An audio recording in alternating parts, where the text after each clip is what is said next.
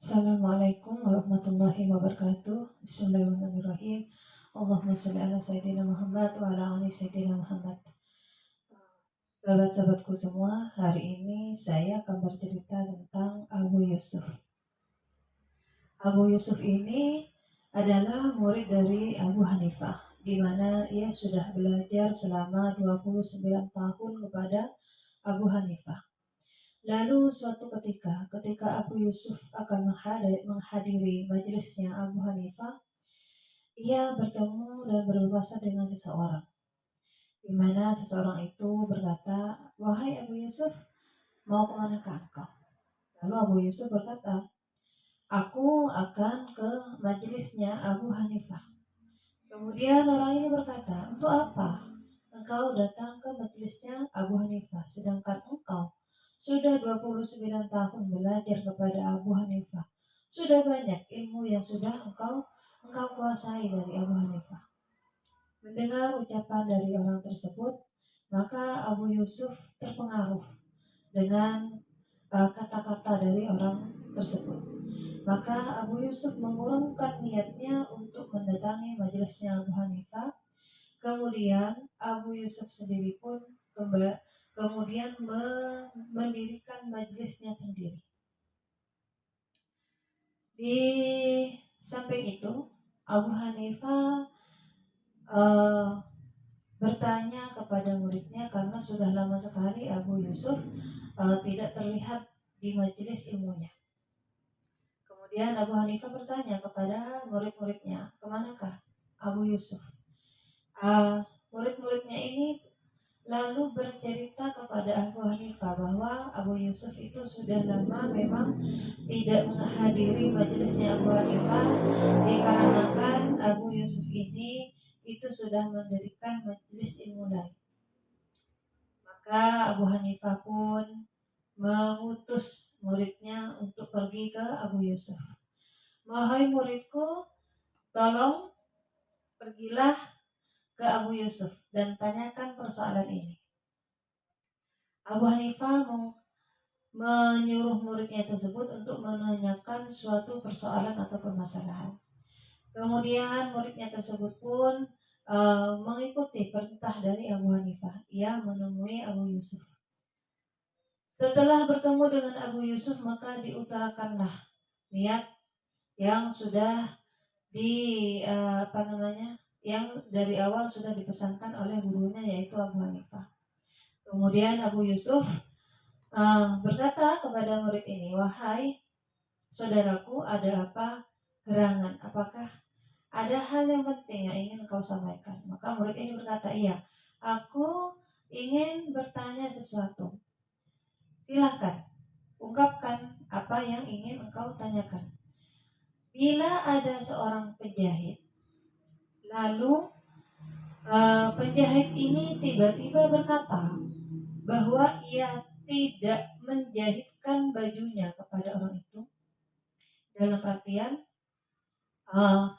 orang ini, penjahit ini berkata bahwa ia tidak pernah menjahitkan baju atau tidak menerima baju dari seseorang yang ingin menjahitkan baju tersebut kepada penjahit itu. Maka orang yang menjahitkan baju ini pun merasa dirugikan karena ia sudah ingat betul dan sudah tahu betul bahwa ia pernah ingin menjahitkan baju kepada penjahit ini. Tetapi setelah ia minta kembali baju tersebut, penjahit ini berkata bahwa baju tersebut ternyata tidak pernah sekalipun orang ini menjahitkan baju kepada penjahit tersebut. Maka datanglah orang yang menjahitkan baju ini kepada seorang polisi.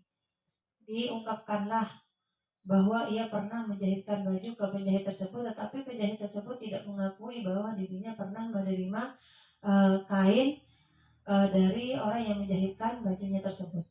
Diselidikilah oleh polisi tersebut, dan ternyata setelah diselidiki, baju tersebut itu ada di rumah penjahit tersebut. Ketahuanlah bahwa penjahit ini itu berbohong kepada orang yang ingin menjahitkan bajunya tersebut. Ditangkaplah penjahit ini karena ia sudah berbohong dan juga sudah menipu orang yang ingin menjahitkan bajunya kepada dirinya. Nah, yang ingin saya tanyakan, kata murid tersebut adalah, apakah orang yang eh, menjahitkan baju tersebut itu masih harus membayar ongkos kepada penjahit tersebut?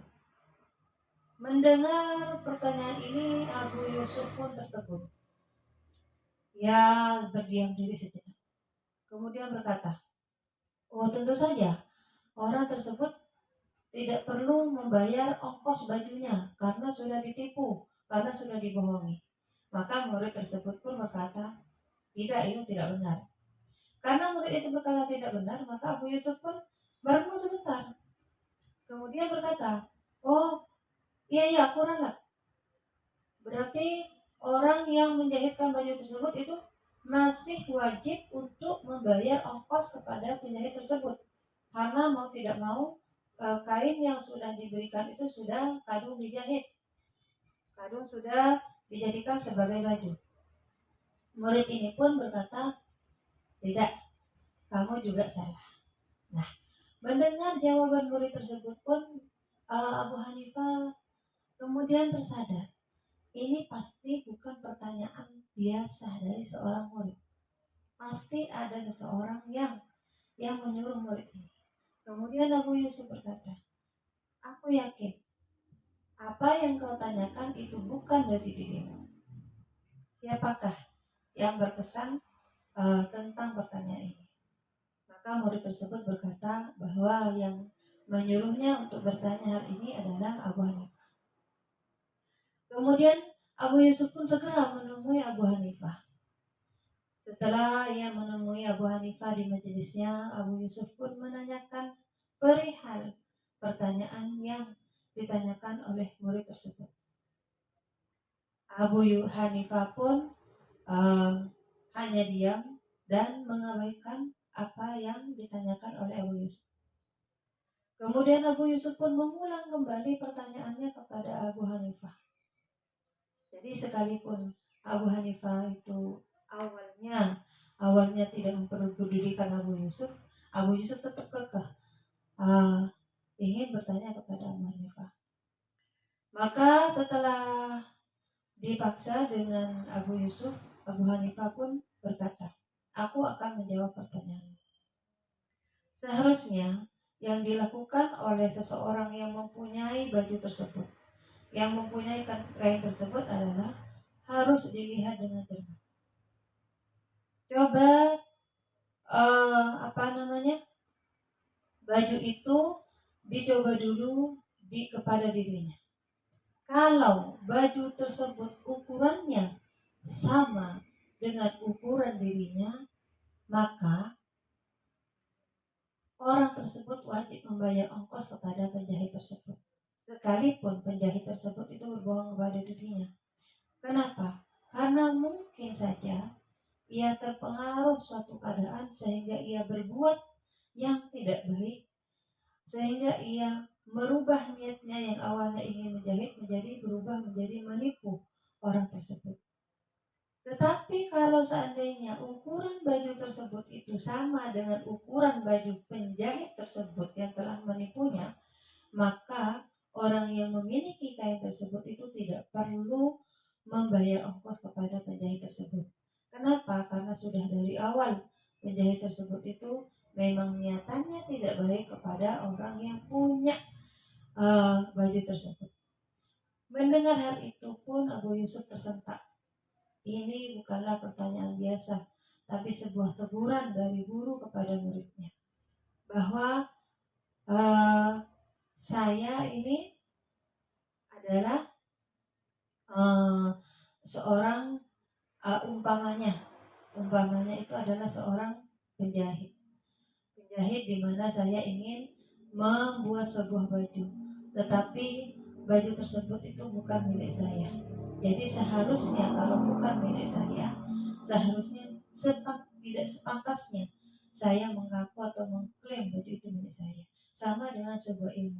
Kalau ilmu ini adalah saya dapat dari guru saya, seharusnya ketika saya mau menularkan ilmu tersebut ada adab, ada ilmu, ada tata krama yang harus saya lalui sebelum saya menyampaikannya kepada orang lain. Salah satunya adalah saya harus izin terlebih dahulu kepada guru saya, tidak serta-merta memutus hubungan begitu saja dengan guru saya. Selain itu, kawan-kawan, ada juga cerita tentang seorang sufi yang ingin belajar kepada Abu Said. Ditemuilah Abu Said. Ketika ditemui, sang sufi ini menemui Abu Said ini lagi membaca Al-Quran. Ternyata bacaannya tidak seindah, tidak senyaman, tidak sebagus yang dia kira. Selain itu, penampilan dari Abu Said ini pun itu terlihat tidak meyakinkan. Karena itu, sang sufi ini pun memilih untuk keluar dari majelisnya Abu Said. Setelah keluar, di tengah perjalanan ia bertemu dengan seekor singa. Takutlah sang sufi ini. Ia berteriak keras-keras minta tolong agar diselamatkan dari singa ini. Kemudian Abu Said yang mendengar hal ini pun turun dari majelisnya dan menolong sufi ini. Ia berkata kepada singa tersebut, wahai singa, sudah kukatakan, jangan pernah mengganggu orang lain. Kemudian sang singa ini pun mendengar perkataan Abu Said ini pun berbalik arah dan pergi dari tempat itu. Sang sufi ini terkejut. Mengapa Abu Said ini yang penampilannya dia kira itu tidak meyakinkan bisa mengusir singa hanya dengan menyuruh pergi saja tanpa harus singa ini ditombak atau singa ini dicambuk dan lain sebagainya. Maka Abu Said ini berkata, sesungguhnya bertahun-tahun ini saya sibuk untuk menata hati saya. Dari saking sibuknya saya, maka tidak ada waktu bagi saya untuk berprasangka buruk kepada orang lain. Sehingga dari kesibukan-kesibukan saya menata hati saya, maka Allah hadiahkan kepada saya alamnya tunduk kepada saya. Maka sang sufi ini pun juga tersentak mendengar pernyataan dari Abu Said ini, bahwa selama ini dia itu terlalu sibuk, bukan sibuk menata hati, tapi sibuk membanding-bandingkan guru satu dengan guru yang lainnya. Dia terlalu sibuk untuk mencari ilmu yang sekiranya ilmu itu bukan untuk mencerdaskan diri dan hatinya, bukan untuk sebagai obat hati dan pikirannya, tetapi untuk keegoisan dirinya.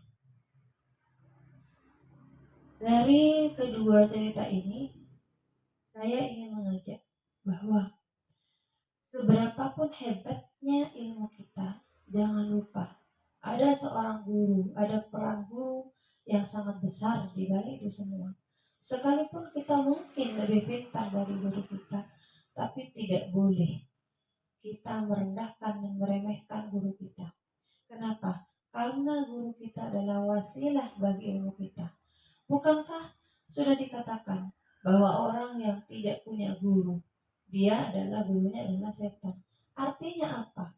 Boleh jadi kita itu pintar dengan sendirinya, tetapi belum tentu ada kebarokahan dalam ilmu kita.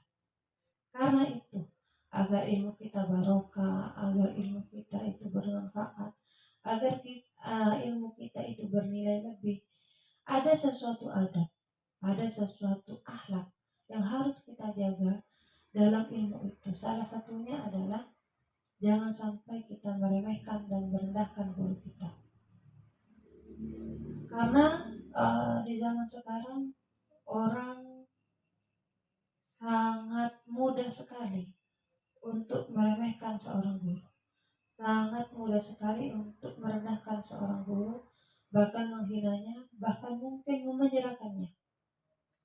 Ingatlah, guru itu memang manusia, punya salah, punya kehilafan, tapi kita sebagai muridnya jangan sampai melangkahi batas sehingga kita pun berbuat yang tidak baik kepada guru kita. Ingat, Jangan sampai keberkahan dari ilmu itu dicabut oleh Allah sehingga kita hanya punya ilmu tapi tidak punya barokahnya ilmu.